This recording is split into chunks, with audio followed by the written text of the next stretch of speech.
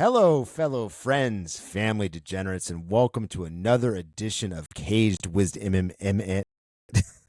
Let's start that one again. 5, 4, 3, 2. Hello, fellow friends, family degenerates, and welcome to another edition of Caged Wisdom MMA. My name is Josh, and I am your host, along with my co-host, Buck Schlurf over at MMA Nerd. Buck, give a shout out. Assalamu alaikum. I'm going to look that up on Google Translate. That's because this card's in Abu Dhabi. Oh, okay. There you go. Walaikum assalam. UFC 294, buddy. How about it? This is a big one. And it got even bigger at the last minute. It did. It actually got better. I mean, I don't know if the performances would be better because of all the late notice, last second stuff that went on, but damn, dude, there is a good card. I mean, it's a little bit top heavy, but compared to the last two cards that we did, I mean, this is probably one of the best cards of the year that I can remember. You know, we've done so many of these, I kind of forget, but kind of crazy. This happened the last time Khamzat fought, where there was a big shakeup in the card at the last minute, and the card got way better. Way better last time. Did you watch his interview with Chael Sonnen? I don't know if this is the right venue for this. Did you watch that? I saw a clip of him mad dogging Kamaru Usman. Just giving him the stare. Yeah, he was just staring. He just mumbled and stared, and yeah, it was awkward. But I'm excited for it because I've always wanted to see how this fight would go down. Now, is this, do we think we have a prime Kamaru Usman? I don't know the answer to that, but I guess we're gonna find out Saturday. What time is the fight at? Oh, that's an important thing. We're here on the West Coast, and it is at 11 a.m. is when it starts. So it killed my plans because I didn't even think about it until last week, and I was like, wait a second. No kidding, right? We're going to have people over. It's going to be like a thing. Yeah. Lucky me, I was already planning to have a bunch of mimosas that morning. Yeah, well, hey, at least you had plans. I mean, it's not going to fuck that up. So yeah. All right. Well, we're going to do this the way that we always do it. We're going to talk a little bit about some of the things that we've been seeing going on, the landscape of the UFC, and then we're going to get into the card. We're going to be discussing just the main card. We're going to give you our breakdown, our synopsis, our predictions. We are going to sprinkle in the odds here and there. We're not necessarily a betting platform, or we're not, out here to just promote bets or anything like that. But I think it's important that you know where the market is on these individual fighters, because I think it kind of sets the tone for the conversation. But there's a couple things that we wanted to bring up that we thought were important. And number one is the fact that because of Conor McGregor, again, I feel like that should be a trademark with UFC, they have withdrawn from the USADA relationship and are no longer going to be doing drug testing through that program. Now, I don't know if they have something in place at this point. Have you heard anything about that? So, yeah, go figure. USADA announces, hey, Conor McGregor has entered the pool as of October 8th. However, we have a policy that you have to be in the pool, the drug testing pool, for 6 months and have 2 negative drug tests before you can compete again.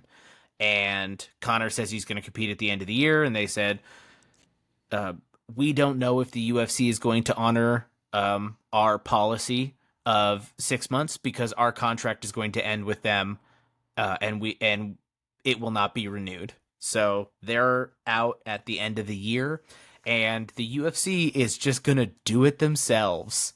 They are hiring, in a super UFC move, they are hiring somebody who is like a tough guy, but isn't necessarily qualified. He's like a former CIA intelligence officer who was on the team that captured bin Laden.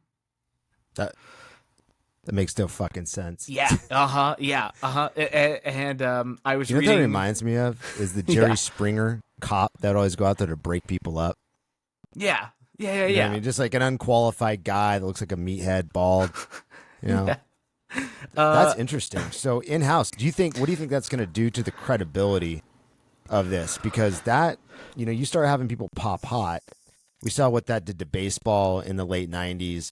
We saw what it's done to, even the UFC with like the John Jones legacy, all those kinds of things. What do you think the impact of that's going to be? Well, so the interesting thing about what made USADA different from other drug testing like companies was that they were the testing and they were also the adjudication. So they could hand out sentences and like bans and things like that. Like it was their responsibility to provide suspensions and things like that. Unbiased third party. Yeah. Right. And so now the UFC like they still contract out their drug testing like service to some lab that just like, or some company that just takes the samples and sends it to WADA, which is the World Anti-Doping Agency. But that company that they're contracted with doesn't have any like authority to dole out any consequences. So the UFC is judge, jury, executioner. Correct. And that's a problem because they're already bending the rules for Conor at this point. Yeah. So what are they going to do if he gets popped and he's a big star? Why would they? Why would they even tell anybody? Well, and then you look at what they did with Brock Lesnar. With they Conor knew McGregor. They gave him one of the what did they call it at the time? Where they weren't going to test him beforehand. You know what I'm talking about? They did that. So for Brock Lesnar, they didn't make him sit in for 6 months because it was like an extenuating circumstance, and he was in the UFC before USADA. So when he came back in, they were able to make this example, but he did have to take his drug tests still, and he failed his pre-fight drug test, and the UFC just didn't say it. It was a long time ago. Yeah, 7 years, and it just got settled. The lawsuit that Mark Hunt brought against the UFC because of that fight just got settled earlier this year in the UFC's favor, and Mark Hunt didn't get anything. That's crazy. I think this is going to end up being a black eye for the UFC long term. You mean, you just look at the pattern of what they've done in the past. It only benefits them short term, and it's going to only benefit the top notch fighters, and they're going to probably leverage it against people that they don't like. Similar to what we've seen back, many times before on fighters that they don't like, not giving them good opportunities, passing them up. Yeah, I don't know about you, but I'd like to see Conor McGregor just kind of go away at this point. I don't think he does a lot for the sport. Dude, he kind of dirties it up a little bit. Yeah. Because everyone's going to know that he's on steroids. Just looking at, when he was doing that filming, was it Roadhouse who he was in? Yeah. It's so obvious to anyone watching, so. Well, and I get, man, like if you need to do a bunch of steroids to recover from one of the most gruesome injuries I've ever seen in the octagon, go nuts. Like if that's going to help you build back and become stronger, great. I think that you should do that. But then stay in the pool for 6 months and test negative. Like we need to know that you are now off of them and you are going to be clean, like with that like set amount of time before you go back and compete. And I'm sounding like I'm super pro USADA, and I'm super pro the idea of USADA. And yes, it's not being level done, playing field. Yeah, it's not being done perfectly, but it's better than it being done maliciously, or selfishly by the UFC. Yeah, and that's exactly what this seems to be going down the path of. Yeah. It's extremely self-serving. All right, so that's the hot topic that we wanted to. It almost feels like we needed to get that off our chest more so than anything else. But I feel better. At least they know where we stand. So UFC 294, it is a banging card. There's some fighters on there that you may not be extremely familiar with, but it's there's a lot of talent. So we're gonna go through each one, and I'm just gonna break them down as we go through them. First fight, which I'm extremely excited about, is Said Nurmagomedov, and he's fighting. And it's Muin Gafurov, right? Bingo. It's Jen. Yeah, I'm really bad with these names. There's a lot of these funky names because they're doing this in Abu Dhabi. So Said's minus 218 and Gafurov is plus 80. Next at middleweight, we've got Ikram Aliskerov, who's minus 600, taking on Warley Alves at plus 440, another late notice fight.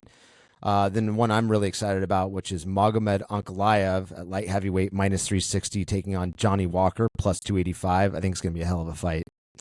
And then we've got the two fights. Now, I heard also that they've discussed this as being a title eliminator now for the Kamaru Usman, who is plus 225, taking on what I think is the most electric fighter in the sport at this point. Him and Gaethje is Hamzat Chimaev at minus 278, and these are all DraftKings odds. And then the final, which is just an absolute godsend to be able to watch this again. I mean, what a treat for, even the tepid UFC fan. Islam Makhachev, minus 258, taking on Alexander the Great Volkanovski at plus 210. So, as you can see, great, lot of star power in this one, a lot of great interesting matchups, fights that we didn't know that we wanted to see happen are now happening. Can't wait for it. So first, let's kick off with Said Nurmagomedov taking on Muin Gafurov. What are your thoughts on that? Well, so the first thing I had to do was remind myself if Said was the same Nurmagomedov, and no, he is not. It's like Jenkins. Yeah. Or Smith over there, I think. Yeah. They're fucking everywhere. So Said is, there's a couple of different flavors of Russian martial artists, especially in the UFC. And if I was going to liken him to anybody that we've seen in the past, even though his name is Nurmagomedov, I think he is closest to Zabit Magomedsharipov, who was this like super hot flash in the pan a couple of years ago, who came in, looked incredible, did a bunch of flips and spins and twists and beat the tar out of Brandon Davis, and I think he fought Calvin Kattar also, and that was a little bit controversial, but really pieced him up, and then left. He quit MMA to go be a doctor, of all things. Well, I think he also had he had some type of disorder going on. He had a health crisis. Yeah. It was like an autoimmune disease that was impacting his gut. And then after that, you started going into the doctor thing. But yeah, there's still some rumors that he might come back. I mean, here's hoping. In the meantime, though, we've got Said at bantamweight. So he's a little bit lighter, but he's got the same sort of like super dexterous, rangy kicks from distance. He was just going nuts with these like awesome, sneaky, quick little like question mark kicks from range. The spins we were talking about a little bit earlier. He spins really well, and he times them really well.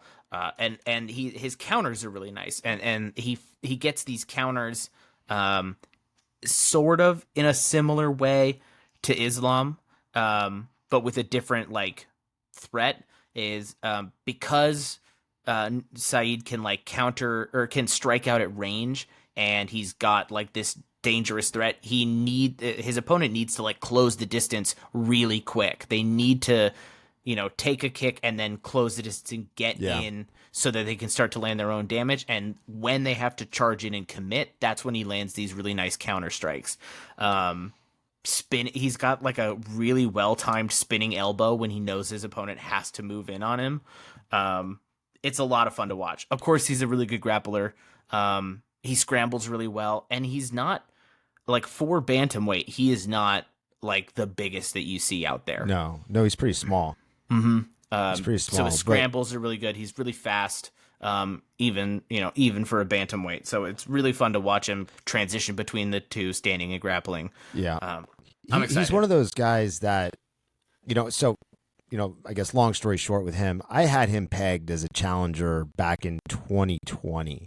Mm-hmm. As a matter of fact, I went out, for those who don't know, I collect like UFC cars and stuff like that. And I got a rookie of him, and I paid like $250 for it because I was like, sure, this guy was going to make it. What I didn't know at the time is that he does not really have like, he can't really master the English language at this point, which hurts his ability to break into the market. Yeah. And he doesn't really have like a very big personality. But, I think if I remember correctly, and I might be wrong, he's got, I think, 6 finishes on a spinning back kick to a body, basically a liver shot, stopping the fight. And so it's one of those guys where he's so good at that one technique, it's coming, but he's still able to land it over and over again on this elite talent. And I'm as surprised as the next guy that he lost his last fight against Jonathan Martinez. That was a razor thin decision. But I think that Said Nurmagomedov, what is he? He's 31 years old. He's 17-3. The only losses I could find in the last 5 years was Jonathan Martinez. But I think this guy's got a really, really high ceiling for him. And then he's taken on a guy in Muin who's 18-5, which is a great record. He's 27, so a little bit younger. But he's had one legitimate fight in the UFC with, what's the guy's name? Oh, man. John Castaneda or John Castaneda or something like that. So he lost to him via decision, and his only other stint in the UFC, if you want to call it that, was in the Contender Series several years ago. And he also lost to a guy named Chad. I don't even know the last guy. I can't remember it right now, but lost him by decision. So he's had no success in the UFC at this point. I think he was the LFA title holder back in recently, but hasn't done a whole lot since then. So I think this is pretty clear. You've got Said Nurmagomedov, who's a legitimate talent, who from an eye test standpoint, looks like he could be either a contender or a title challenger at this point. And he's taken on a guy that's good, that's a banger, that like you said, a little bit unproven. And the odds are only -218 in Said's favor. So I'm a little bit surprised by that. Well, so Muin is to pair him with another fighter that's on this card, he's a little bit like Johnny Walker, where there are some pretty obvious holes in his defense, but the way that he is all action, all power, like all flying forward, is awesome. He is 18-5, you said was his record. He has 17 finishes. He's got 10 KO TKOs and 7 subs. So he's always finishing fights. He's always going forward. He's got big spitting kicks too, which is really fun. So he strikes super well out at range, just like Nurmagomedov. So it's going to be fun to watch those two like out at range, like blasting away with these big kicks and trying to close distance. Gafurov in his last fight, he closes distance like behind his head. Like he leads with his head in a big way. And that's why that really contributed to him losing the decision in his last fight, because he got a point deducted, because he basically like full on like if you would get a charging penalty in the NFL, like he went full on like forehead to forehead, and like his fist was like way behind his head when they hit. It like reckless charges in, but he's so fast and he's so durable. Never been finished. I watched him get rocked against John Castaneda a couple of times, like shots that would kill a horse. And he just like fires back immediately. Like the best defense is a great offense, and just goes right back under the fire and starts swinging. It's a lot of fun. I don't being tough only gets you so far. Yeah, but it's gonna be a great opener. It's gonna be a great opener. No, for sure. It's 100% gonna be a great opener, but it only gets you so far in this game. And I think Said Nurmagomedov, like I've said 8 times already, dude, he has flashes of looking like a world beater. And I think he's a little bit faster. I think he connects a little bit more clean with his techniques. And I don't know about Gafurov's ground game, but I know that Said's got one. He may not be as well known for it as his brethren in Dagestan, but I think this is going to be his fight to lose. So I'm taking Said Nurmagomedov in this one. Yeah, I think that's a good choice. I do have a little note here, just for myself, that says Muin Gafurov is my dream bantamweight debut opponent for Davison Figueiredo. Oh shit! See that? You hold him in higher regard than I do, I think. Oh no, I want Figgy to win, but I just think it would be an awesome fight. Yeah, I think it would just be a total firefight. He's got some pretty good defensive grappling. I'm excited for this one. Figueiredo beat the shit out of that guy. And I don't want to get past this fight before we move on. We talked about Jonathan Martinez, who beat Saeed. He just he became the second fighter in the UFC to win more than one fight by leg kick TKO last week. He leg kicked Adrian Yanez. Oh yeah, I watched that fight. Apart. Yeah. Yeah. I mean, he's on a tear. So, shout out to Jonathan Martinez, also a friend of the show. Another friend of the show. All right, so next fight is Ikram Aliskerov, minus 600, taking on a late notice veteran, Warley Alves, plus 440. What are your thoughts on this? This is going to be another good showcase for Aliskerov. That's pretty much what this is set up to do. He is making his second fight. I think, his second fight in the UFC. He had his last one against, Phil Hawes? Phil Hawes, yeah. Well, I thought it was his second. I thought this was his I think you're right. fight. You're right. No, you're this right. is his second fight. So he fought Phil Hawes. Yeah. I think he was on the Contender Series also. Yeah. You know, and if you watch the highlights of that fight, the 1-2 that he finishes him with is like gorgeous. It's like so pinpoint. It's right in the button. But right before that, he overswung and like threw himself down onto the mat. And then had to like stand back up, and to go from like overcommitting on a big wide overhand so much so that you fall over, and then standing up and landing just like two laser 1-2.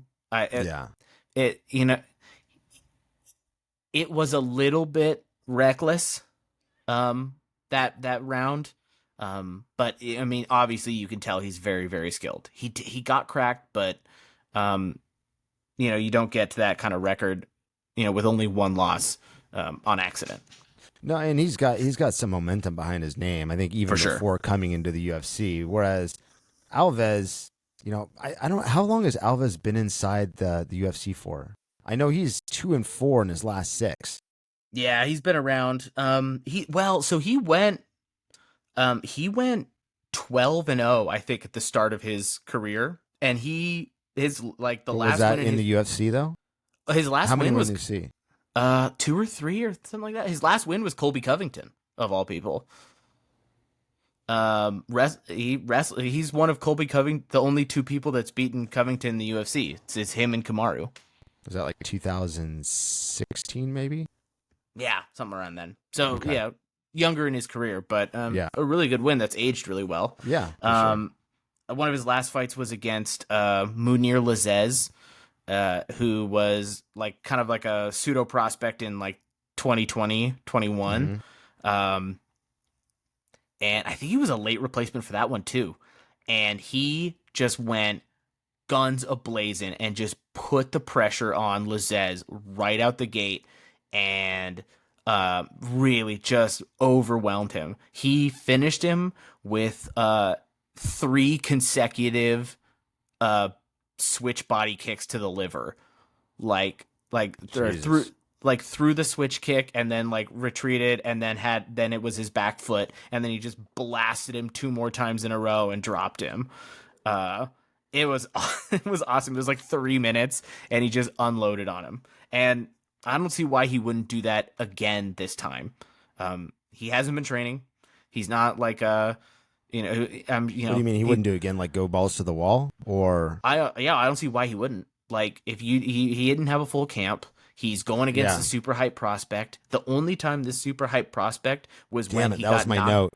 Yeah, knocked out in the first round before he could build his reads. He caught him early.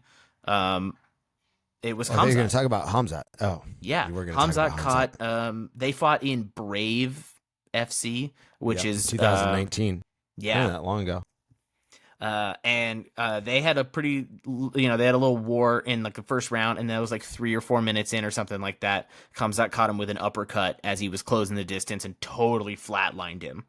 Yeah. He said afterwards, like, oh, I was trying to cut too much weight, and he said, I'm not making an excuse, but I'm never fighting at welterweight again, and he hasn't. So, I that must have been a pretty serious cut that had him that weak. But, not to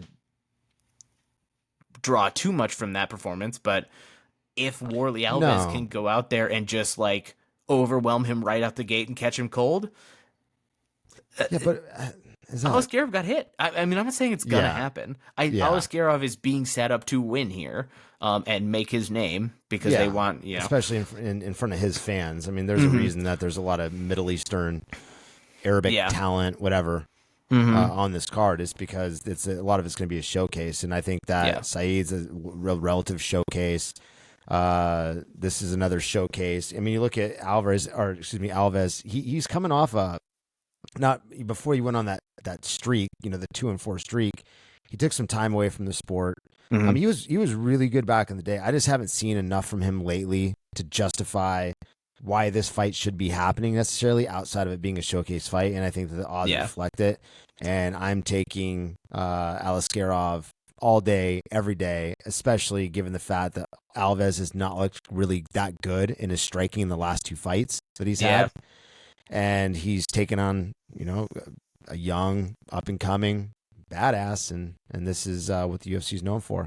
yeah. Show, Feeding him to the rising showcasing stars. some talent. Yep, exactly. So, what are your thoughts? You're going to take on this? I think I Yeah, already mentioned it. Alaskarov is the right choice. Sure. But look for this to be a short fight because I think Alves knows that he doesn't. Yeah. He hasn't built 3 rounds of conditioning in right now. I'm sure he's always Especially training, with his but style. Yeah. yeah. But I think he's just gonna go balls to the wall and try and overwhelm him, catch him cold, make a big Yeah. name for himself. And for those that don't watch a ton of the UFC or MMA like we do, a lot of the short notice fighters that come in, one of the biggest strategies that they have because they know that they don't have the gas tank to be able to go, 3 or 5 rounds with a well-conditioned opponent is they have to go balls to the wall basically for the first round and a half and just pray to God that they connect. And so, I'm sure no one did, but when I first started on this podcast, I put out a list of what I look for when I'm breaking down a fight. And one of the, not the biggest one, but one of the main ones is without question is the fighter coming in on late notice. There are 3 of them on this card that are coming in on late notice, and I think it's going to impact all 3 of them on my predictions. So I too am in taking Alaskarov minus 600. Next fight, Magomed Ankalaev, who's minus 360 at light heavyweight, is taking on Johnny Walker plus 285. And correct me if I'm wrong, this is probably a title eliminator, right? Whoever gets this is probably going to get a shot. Yeah, I think so. I mean, Ankalaev's last fight was supposed to be for the title. Yeah, but he put on that horrible fight against Jan Blachowicz that went to a draw. Was that in December, right? I think so. God, that was a bad fight. Yeah, I thought he won though. I do love watching Jan Blachowicz just kick shin to shin. He's such a bad motherfucker, dude. He is. Who did he recently fight? Was it Jamal Hill that he fought? Blachowicz? No. Pereira. It was Pereira. Yeah, and I thought he might have won that too. Yeah. Boy, God, did he look gassed. They got to stop doing these fights at elevation. I think it's just stupid. Why throw that as a factor? Because I've never seen him gas like that. And you could say that it's age, but no, he was fighting at like, 5,000 they're in Salt Lake feet? City again. For Christ's sake. Yeah. That Mexico City always put on like the worst fights. So I think they should stop doing that. Okay, so Magomed Ankalaev, what are your thoughts on it? How do you think it's going to go down? Well, one of them's cerebral, the other one's reckless. But Johnny Walker's been following a pretty damn good game plan as of late. I feel like he's turning the corner on his professionalism a little bit. Yeah, and his like wildness is still there, but it's a little bit more channeled and directed. He is a freak. Like he is a freak in nature. The way he can always land with so much power. I think his last fight was against Paul Craig. I think it was Anthony Smith, but before that was against Paul Craig. But Anthony Smith, didn't he break his leg or something? I kicked the shit out of him is what he did. Yeah, but Anthony Smith got really hurt. Yeah, where he couldn't even stand up really. I mean, I'm not discrediting it, but that fight against Paul Craig, I think I may have even picked Paul Craig for that, which ruined a lot of credibility there because he beat the shit out of him within 20 seconds. Well, and he did it. Johnny Walker. So this is exactly what I have in my notes here. Is that the way that both of these guys throw their high kicks is emblematic of kind of their fighting styles. Johnny Walker will throw these naked head kicks and just blast him out from range, from distance, um, just so that he can always be landing and moving you. You know, here, Mm-hmm. even if you block it, like you can only block a kick. Like if you block it with your arms, he basically still just kicked your arms, and that's a baseball bat swinging at your arm. Like it still hurts. And so he gets like free damage from all the way out at range. Problem with that is because he's so long and gangly, uh, it takes a long time for that kick to reach his target. There's just if you're just throwing these naked, people can get out of the way of him, or get a hand up or something like that. Even Paul Craig caught his kick. Um, Walker threw a naked kick from range, and Paul Craig scooped it up and held it in both hands. He was doing exactly what you're supposed to do. And then Johnny Walker's freak athleticism comes in, where on one leg he can just punch, with his backhand and twist his hips and land with enough power that he can totally rock your shit, even if he's that's right. going He was backwards. up against the side of the cage, right? When he had his leg, and then yeah, was it an elbow or was it a punch? It was a punch. Yeah, he like crossed his own body and punched with the right hand. Yeah. And totally like rocked Craig, and then just swarmed on him and just pounded him out. He's a plus athlete for sure, no questions asked. When I was watching him a long time ago, I was like, dude, him and actually, strangely, Magomed Ankalaev are the ones that I had pegged as the next round of contenders. Now, Johnny Walker sure lost a lot of that shine because he lost a couple of fights, and let's not forget that he separated his shoulder, right? Celebrating, doing the worm, like after one of his fights. Yeah. And I think he said he broke his foot in another celebration earlier also. Yeah. So, but I mean, his biggest thing is that he was, quick twitch muscle fiber, incredible athleticism, questionable cardio, ground game good enough to get up. Maybe not a big time submission specialist that we certainly weren't worried about him getting Paul Craig to the ground and holding him there. It was much more of a risk for him, but he got Kutelaba. He submitted Ion Kutelaba, who is very wrestling forward. So but didn't he rock him first?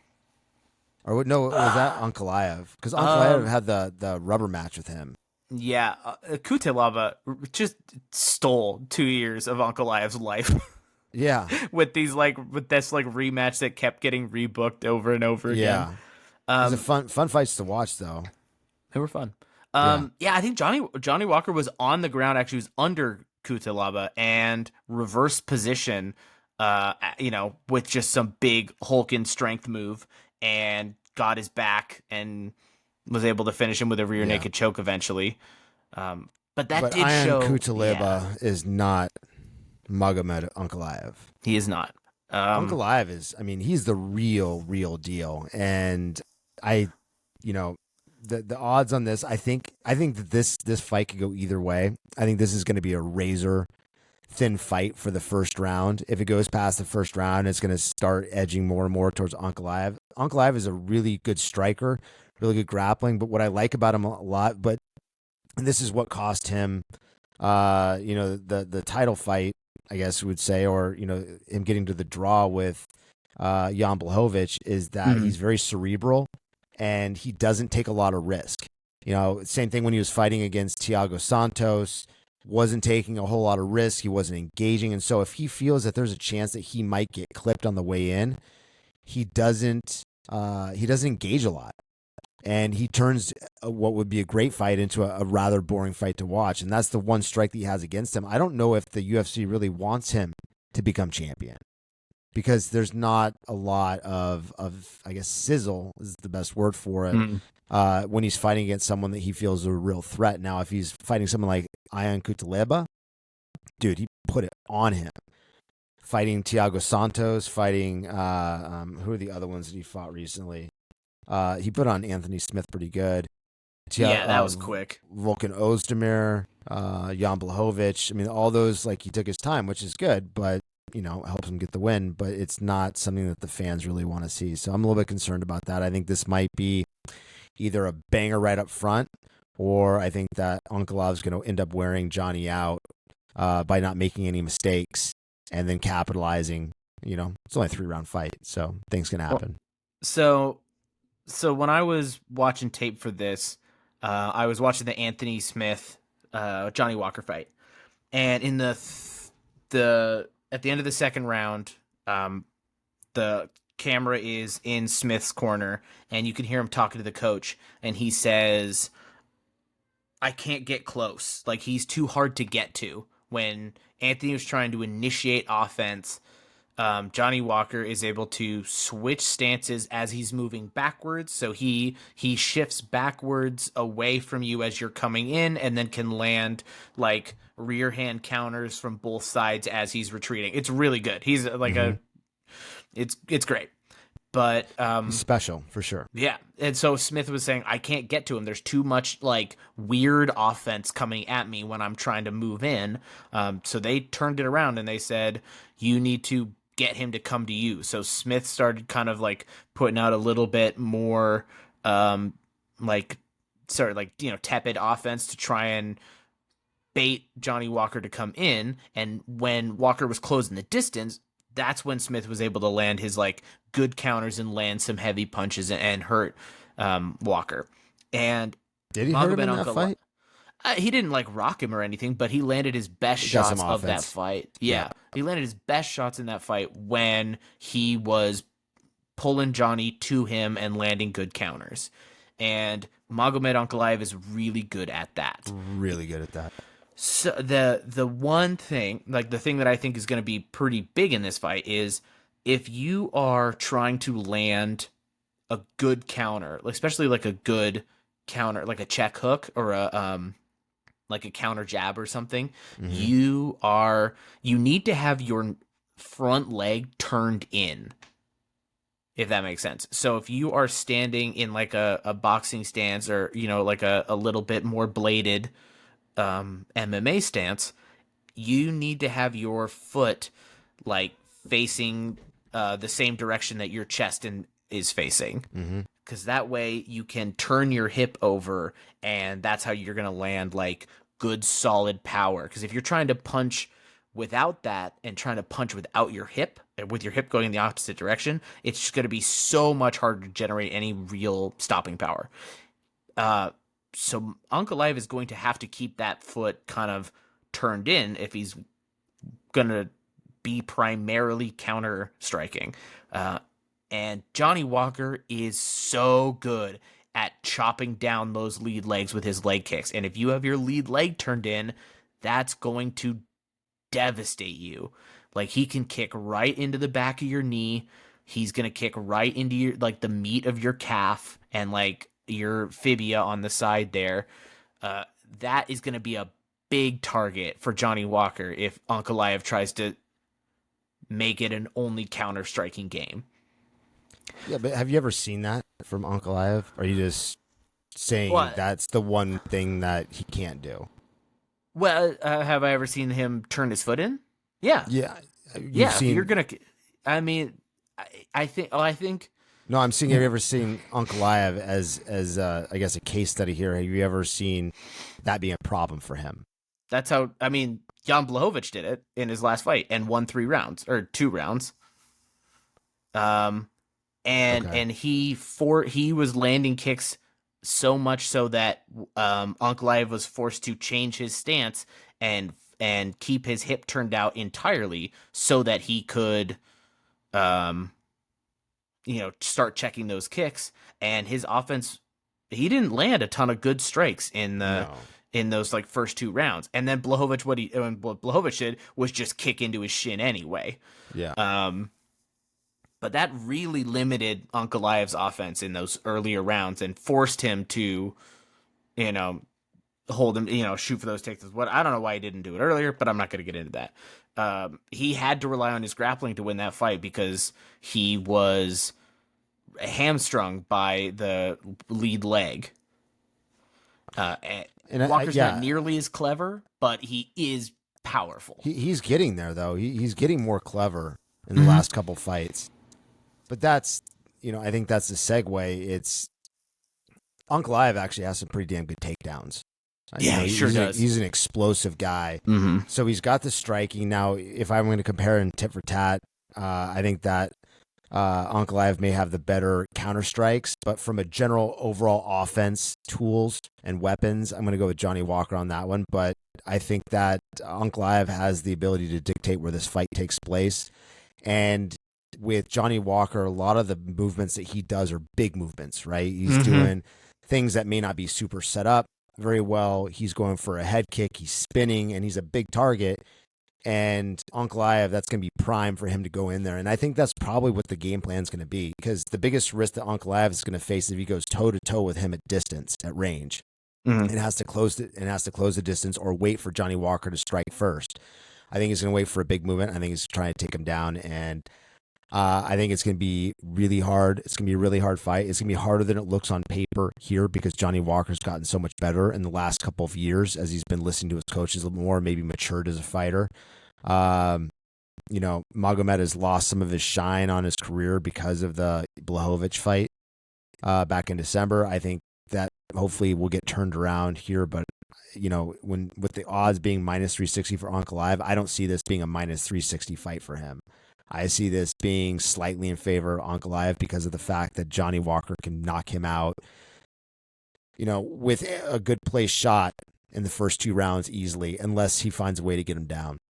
Yeah, I'm not taking Johnny Walker. I'm taking Uncle Ive, but I think there's too many paths for Johnny Walker to win this. I don't know. Do you agree with me? Disagree with me on that? No, I think that's right, and I think that grappling is really going to be the way to go. Johnny is.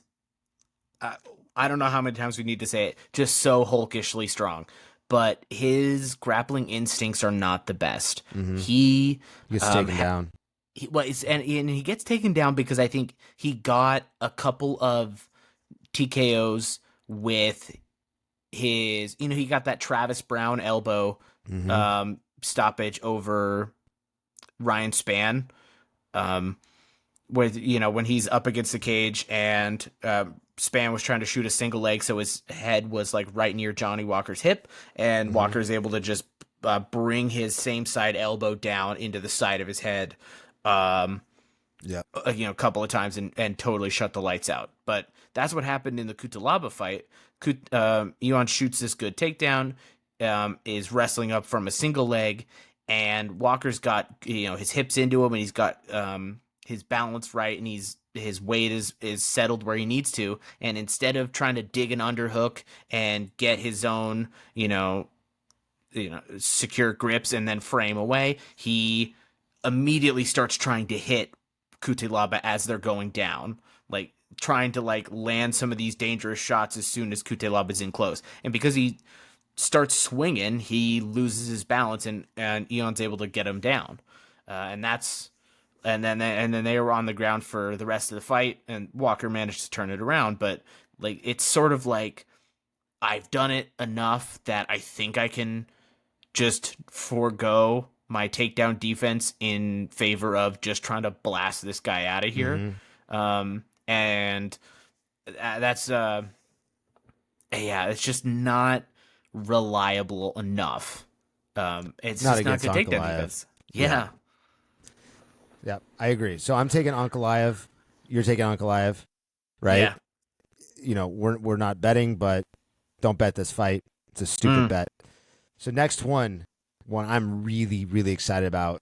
Kamaru Usman plus 225 taking on Khamzat Chimaev minus 270.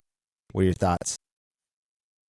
This is gonna be fun. Late notice fight, by the way. Obviously. Yeah, Late Kamaru notice Usman fight. stepping up, making his MMA debut at 185 pounds. What is his Instagram handle is Usman 84 kg. So 84 kilograms is 84, 168, 180. You can tell we didn't rehearse this. Right. Well, I think so. Usman used to wrestle at 185 pounds or 184, somewhere near there. Sure. So he's not like his body's not like unused to being at this weight and competing at this weight. So I mean, even probably though it's his walks around at debut, like 200 damn near. yeah. Anyway, yeah, neither here nor there. Late notice fight. So he's a primarily grappler, primarily a wrestler.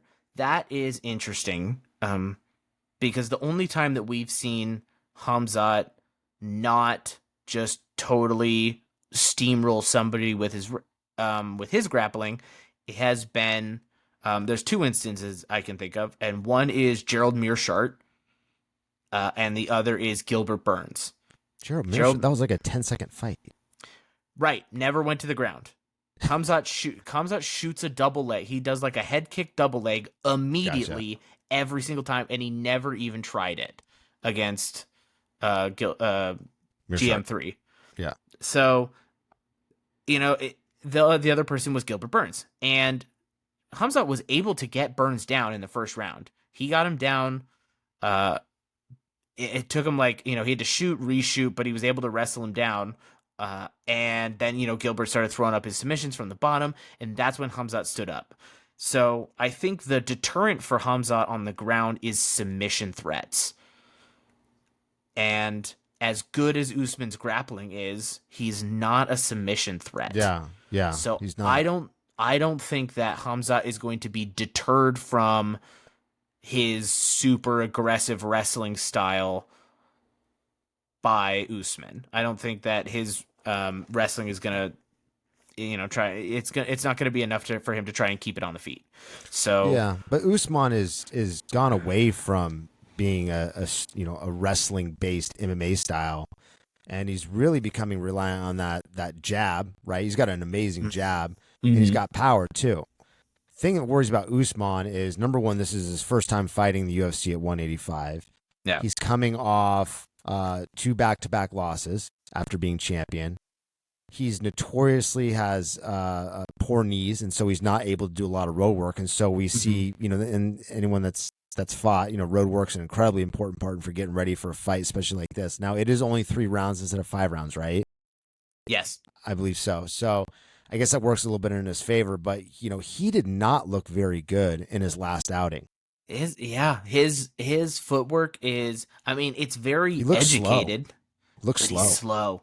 It's smart, and he moves in a way that compensates for him being slow very well. He cuts really good angles. He's got really good ring craft, and he follows his opponent around, cuts them off really well. But he needs to do all of those things because he isn't fast anymore. And that shows up in his stance switches, when he's trying to close the distance, when he's trying to bob and weave. It's just kind of, it makes itself known that he is slowing down. Which is not a good look against someone like Kamzat.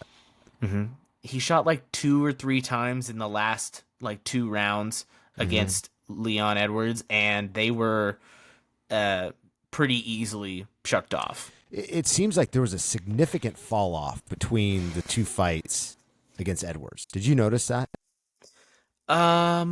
Just in overall speed, maybe even in just commitment, I guess. It didn't seem like he wanted to be. He got dejected, which is something I haven't seen with him in any of his fights before this. And so, anyway, back to my point. He's coming in at late notice. I don't know where he had to start his weight cut. Obviously, they're doing this at 185, so it's probably not as significant as before. But I think that Kamzat is one of the biggest talents that's come through the UFC in the last 10 years. I don't even remember how many first-round stoppages that guy has, but I know that for his first tear through the UFC, I think he went through 3 or 4 fights with only 1 punch being landed on him, and that punch was when he was on top of somebody, and he was in their guard, and they threw this. No, he was on their back, and they punched him from behind the head. The kind of move that you do when you're getting mugged by the drug cartel and you're about to get kidnapped at a gas station. Just you're just throw a little jab. That was the one punch that he took in how many was it? 4 fights, 3 fights, 4 fights? It was definitely incredible. Reese McKee and Li Mearshart. Jingliang and Mearshart, and the guy that landed the punch was I don't know who that guy is. Jack Marshman, I think. Oh, yeah, I think it was Jack Marshman who got like I think that's all one or he's two known for. punches. Yeah. Yeah. Yeah, I love how fast Hamzat is in the ground. He is all action. He is so much dominant wrestling pressure. To shoot on him is also really like intimidating because he likes the front headlock so much. Mm-hmm. So any time that you shoot, you are risking him doing like sprawling on you and securing that front headlock and getting that Darce choke really fast. And once he gets those, god damn, he starts rolling. Yeah, does the alligator roll with it? It's pretty awesome. We watched Kevin Holland move for a while with that thing on. He's good on the ground. And he couldn't shake it. Hamzat is really on him. There's a couple of interesting changes for Hamzat. I don't know if you read this. He is no longer training at MMA All Stars in Sweden. Where's he at? I think he's moved to Dubai. He's in Abu Dhabi, training at, I think I have Ahmat Fight Club. That's not so good. He has emigrated to the UAE. I don't know if he's still retaining his Swedish citizenship. Try and say that 5 times fast. Pressured in by that guy from Chechnya. You know what? I think there is something to that. That's the guy to do it. Hamzat is Chechen, and Ramzan Kadyrov is the dictator in Chechnya. I'm amazed you're going that level. Okay, good for you. Well, so he's got a whole societal system in place of propping up these very pro-regime athletes. Athletes are made, to be heroes, and then those heroes are deferential to Kadyrov. And Kadyrov has, all of his kids in his programs and things like that. And he's got a lot of sway. And I think Ahmat Fight Club is... I looked up. I believe Ahmat Kadyrov was Ramzan Kadyrov's father. So Ahmat Fight Club is named after Kadyrov's father. You're going like 60 minutes on me over here. Well, so I went down this rabbit hole of like emigration to the UAE. He's going to this branch of this training club that is named after the father of the dictator of his home country. He's, got all these sponsorships. He's got all this money now. He's changing his whole environment. And so probably a lot of pressure on him to win too. We don't know how that is affecting his game. He hasn't been fighting for 2 years or something like that. He's been out for a while. Fought in February, didn't he? 279, I think, was the last time he fought. I think. I don't remember that was. I thought he fought UFC once this year. Hamzat has not fought since 279. When was that? You don't tell me. I think it was maybe 2020, or 2022. No. Sorry, 2022. So was that like October 2022? Maybe, yeah. Don't make me do more math. I already tried to convert kilograms to pounds. September 10th. Short circuit. Yeah, September 10th. God, it was that long ago. 22. Yeah. Yeah. So yeah, it's over a year. I don't know why I said 2 years, but yeah, over a year. So what? But what is the reason behind that? Because I haven't heard much from him.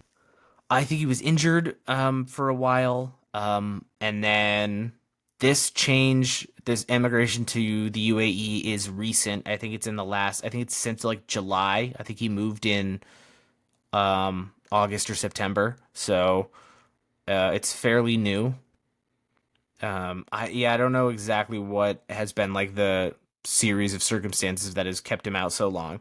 But, I'm always like at least cognizant of like a major change in somebody's life, because that's going to have like kind of ripple effects throughout their whole performance, and there's nothing, it's going to be felt. How that's going to make itself known, we don't know yet. But he's got a new coach, he's got a new team, he's got a whole new set of people around him. So, who knows how he's going to follow their instructions? Who knows how he's going to operate with that team? That is all yet to be seen. What we can go off of is what we've seen in the past. And what we've seen is, like Usman, Khamzat has a really, really good jab. He switches stances, but his right hand is pretty much his major weapon on the feet. He throws big honking, overhand rights when he's in an orthodox position, and then he's got this piston of a right hand jab when he's in southpaw. He switches pretty frequently. He doesn't switch like in combination, like as well as somebody like a Holloway or a Volkanovski or somebody like that, who is switching while they strike, and that's giving them new angles mid combination. He's not doing any of that, but he is kind of like jumping back and forth between orthodox and southpaw, semi regularly, so he can give his opponent different looks. He, hunting for that open side body kick. He, loves that big straight jab. And I think primarily his stance switches are going to be dictated on where Usman's front leg is, so that he can do like, his like snatch singles, or he can dive on that front leg and get a hold of it when it's right in front of him. Yeah. In addition to the jab, I think the one thing with Khamzat is that counter uppercut that he does, where he steps off to the side, has the counter uppercut that seems to be something he's able to catch quite often. But more got Aliskerov with it. Yeah, but more important, I guess, than all of that is the way that he gets into people's heads before the fights. And I'm not talking with like media or anything like that, but he's such a scary guy. He's such a scary proposition to fight this guy. He's got, takedowns that can come from a mile away. And so that changes the entire dynamic on how you're going to fight him, because you can't have your hands up high, obviously, because you're going to have to try and fight off a takedown, because he's so good at it and so fast in getting in there. Sometimes he doesn't even set those things up. He just shoots in and is able to cover 5-6 feet, no problem. And then when I look at, someone like Usman that doesn't have a tremendous amount of speed, he's got great takedown defense, but I don't think it's going to be enough to stop Chimaev on it. Yeah, and I'm worried he's about going to be relying upon that. He's going to be relying on that jab to try and keep Khamzat at bay, and it's just not going to be enough. I think this is going to be a pretty lopsided fight, to be honest with you. I'm worried about Usman's extended scrambling sequences, because Khamzat won't settle a position. He'll keep forcing it until he's like landed in something that's like dominant and he can control from. Yeah, and cardio's weaponized. That's going to be really tough on Usman. I just, unless he can really neutralize that wrestling offense, which would be phenomenal to see. But I'm leaning the same way you are. I'm pretty sure this is going to go Khamzat's way. Yeah. Interesting. We don't want to go too much on this because there's a lot of different reasons that we feel that Khamzat's going to win that we don't need to get into. But so looking at his Wikipedia page, this is just that's what we're saying. So Chimaev is close to Chechen leader Ramzan Kadyrov, right? How do you say Kadyrov, yeah. Kadyrov. So he gifted Chimaev a Mercedes-Benz, which he crashed a couple months later. He also allegedly convinced Chimaev not to retire in March of 2021 to go back to Chechnya, which led to speculation Chimaev had been forced to do so. So he's been present during live streams with Kadyrov, where he's threatening to kill a minor who criticizes repressive rule. He's been sparring. I mean, dude, he might be in deep with that guy. Yeah, it's pretty serious over there. And he was actually he cornered his son in his first pro fight, and his son, was with Kadyrov's son or whatever, was with Chimaev in Abu Dhabi in his last fight, like in his corner or something like that, which is just so maybe that plays in, but I bet there's a ton of pressure on him to win. He's got the skill set to do it, so it's nothing like motivation, like fearing for your life. I guess Yeah, that should skew the odds. Right. Yeah. All right. See how he handles it. He's handled pressure well before, but it's different. That's a lot of pressure. All right, in the final fight, man, we are long-winded today. We talked about getting this under 30 minutes. Islam. Oh, I really thought this was going to be the one, too. yeah, me too. Islam taking on Alexander Volkanovski in a repeat fight from when did that last one happen? Wasn't that long ago? Is that Sure wasn't. May? April? I Whatever. want to say so. Yeah. Damn, that was a instant classic where we saw Volkanovski come back after getting knocked down early, and then argue. I thought he kind of won the fight, to be honest with you. I thought it was going to go Volk's way also, because it was in Australia, if I remember correctly. Yeah, sure was. Yeah. So an unstoppable force meets an immovable object in these two. I mean, these two are the top of the class when it comes to their respective divisions. And, I don't really see a better guy in the sport right now than these two. Yeah. And what a gift.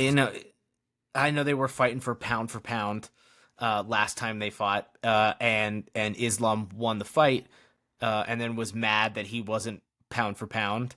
Sure. But that's not how pound for pound works. You should have handled him because you're pound for pound better and bigger than him.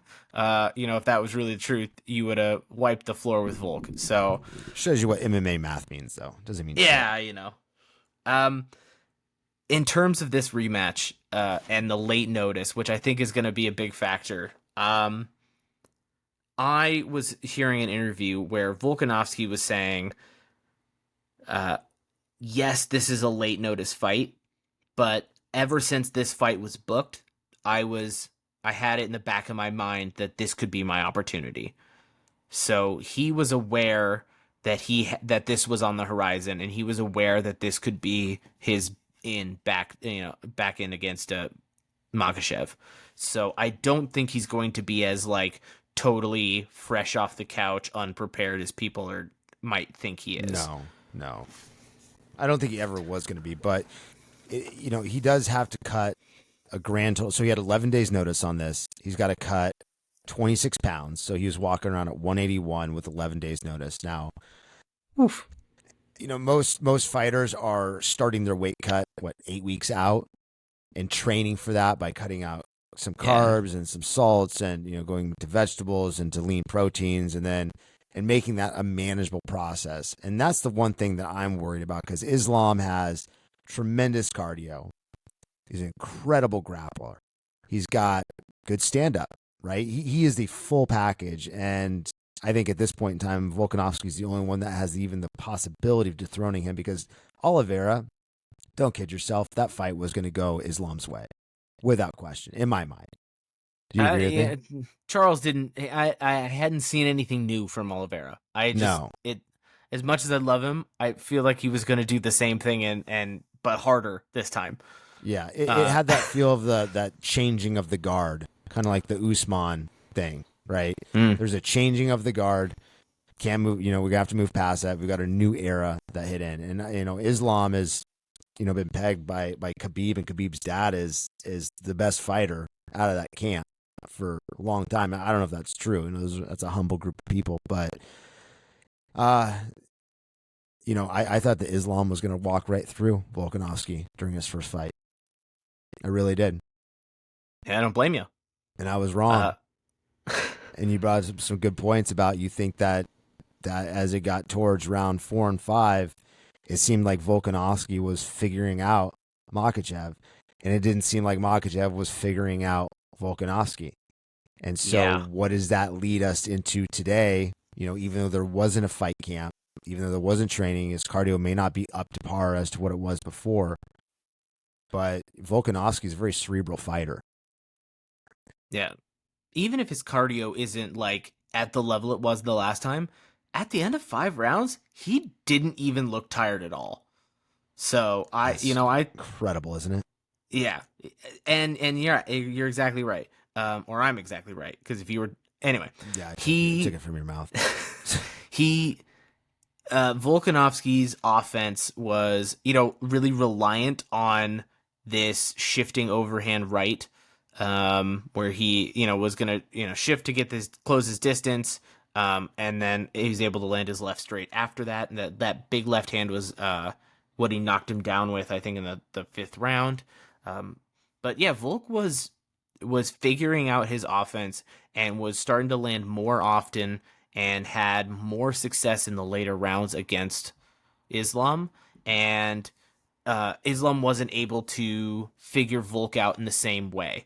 And if they were having a rematch and it was always going to be the two of them, I think Islam could, would have the time and would be able to go back and make some better reads and watch how Volk was closing the distance and kind of build some tools to counter that specifically. But he wasn't. He was preparing for Charles.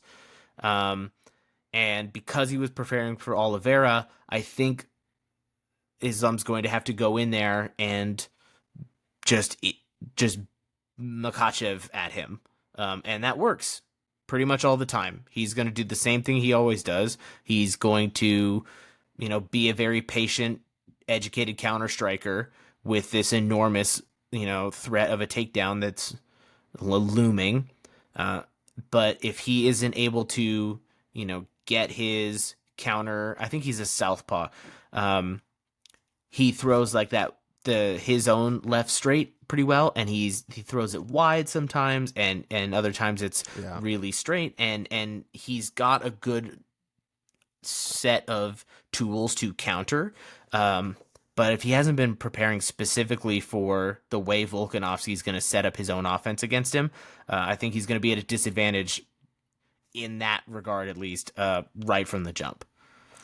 Well, it seemed to me that, and this was interesting when it was going on, it started about round 3, maybe round 4, but Volkanovski started trying to take him down and having some success. And it almost seems like that there's a chink in the armor starting to form against Makhachev. Then where you could see his confidence not being, because he's always been the bully in there, always the one to take people down. That was always the fear that you get taken by Makhachev, you're not going to get back up. But Volkanovski not only got up, then he tried to do his own takedown on him, and I think he was successful in one of them, if I remember correctly. Yeah, was it 1 or 2? I think it was 1. It was 1. And then he had a knockdown.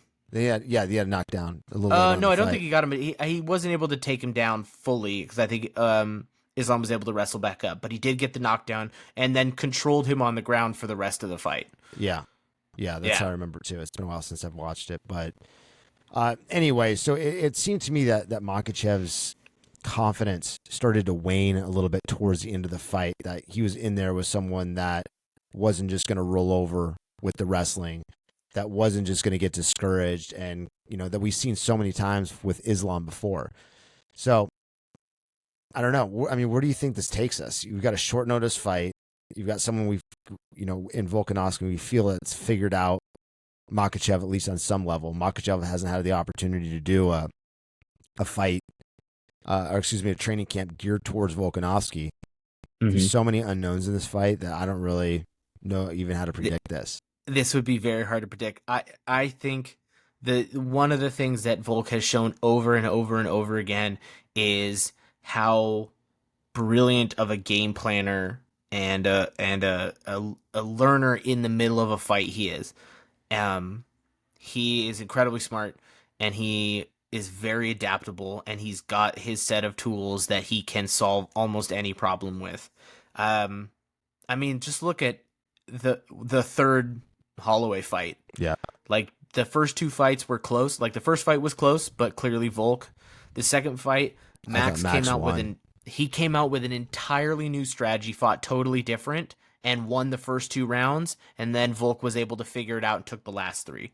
And then in the third fight, it was all Volk the whole way through. Yeah. Nobody has ever thoroughly whopped Max Holloway like that. Mm-hmm. And yeah, Volk he's such an incredible learning machine and adapter.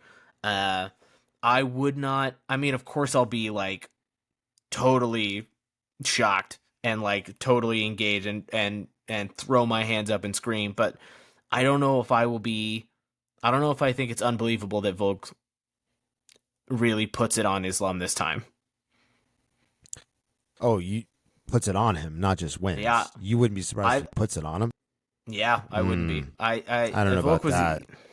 I mean, Islam in his last fight he wasn't training with Khabib because Khabib retired. I think Khabib saw this. Khabib is going to be cornering Islam. That's if true. I'm correct. Yeah. And he actually was part of his training camp. That's a pretty big motivator for him. Big. Because his best work has always been done with Khabib in his corner. So maybe that has something to do with it too. But obviously they are game planning for Oliveira, not Volkanovski. So, I mean, do you think the odds are right in this? Minus 258? Yeah. No, I still think the smart money's on Islam. I've been harping a lot on this advantage that Volk has in this like preparation and his preparedness, but his preparation and his preparedness, huh?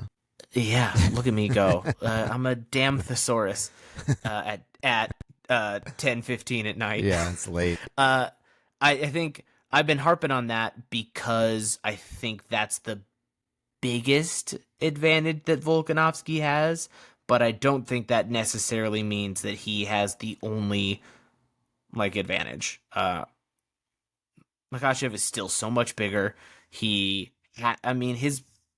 His game plan, even if it's like his game and he hasn't adapted it tremendously, or hasn't needed to, it is super duper complete. It's super functional. It's dangerous. It's crafty. It's threatening. His wrestling is dominant. Yeah. The only reason we're even talking about it like this is because of the fight with Volkanovski. Yeah, Makhachev looked unbeatable for a very long time.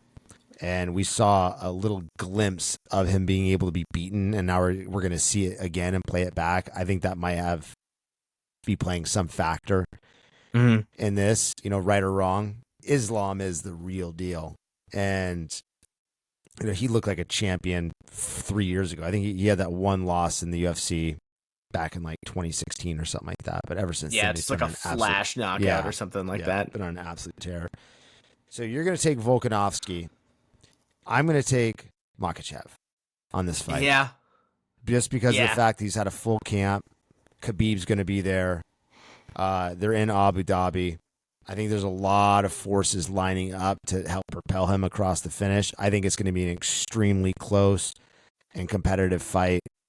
But I just don't think that Volkanovski is, if he was close, with a full camp training specifically for Makhachev, and he got that close, I don't see, outside of him getting some more downloadable content from the last 2 rounds, what he would be able to make a change in that short amount of time besides just focusing on a weight cut and going back in there. I just don't, I think the odds, I think the odds were like minus 360 or something like that when they fought the first time. It was big, minus 330 or something. And, they've narrowed down a lot because of his last performance. But I think there's a lot of things that are kind of going against Volkanovski here. Namely the fact he hasn't had a camp, and it's 5 that weight rounds. Cut is going to be huge. And it's 5 rounds, and Makhachev is, he weaponizes cardio similar to Chimaev. The guy doesn't really get tired that much either. I mean, unless you've seen something I haven't. He's been doing this since he was a baby. Yeah. It's going to be a close fight, though, and to be honest with you, I want Volkanovski to win because I find him to be such a likable character. Yeah, he's the gold standard, man. I mean, he's like the new generation's GSP. I mean, just like trains so hard, has these like upstanding values. I can do it. You can do it. Yeah. He's wrong, by the way. Who doesn't want to, but still, but even if he's wrong. Yeah, the message is good. Who doesn't want to root for him? Yeah. Yeah. So anyway, all right. We've gone way over a lot of time. I guess, there's a direct correlation between how much we're interested in a fight card and how long we go. Yeah. But yeah, man, good insights though. I love the stuff you put together with that. There's always that little snippet that you throw out there that I'd never thought of before, especially when Kamzat talking to the dictator of Chechnya. Chechen dictators will increase the length of this podcast by 14%. Never thought that was going to be thrown in there. But anyway, so appreciate everyone's time. So when is the next UFC fight? Do you know off the top of your head right now? When is the next one after this? Yeah. Do we have a break? There is. The next one is 285. I believe that is Jones and Stipe. 295. 295, right? Jones and Stipe? But that's in November, right? Yeah, late November. Yeah. Okay, so we got a little bit of time. But yeah, so we'll be back on then. We'll probably do maybe a little bit of a recap. We're going to try and do something a little bit different this time and on how we're presenting this information, because it's a little bit long-winded to go through an entire hour and 20-minute podcast to get all the answers that you need to make the best choices and learn how to break down a fight and maybe even put some of your hard-earned money on these. But we appreciate everyone's time for being here. Hope you got a lot out of it. We love presenting this information to you. We just absolutely love the sport. Hope you have a great week, and we will catch you for UFC 295 sometime in November, TBD. All right, over and out.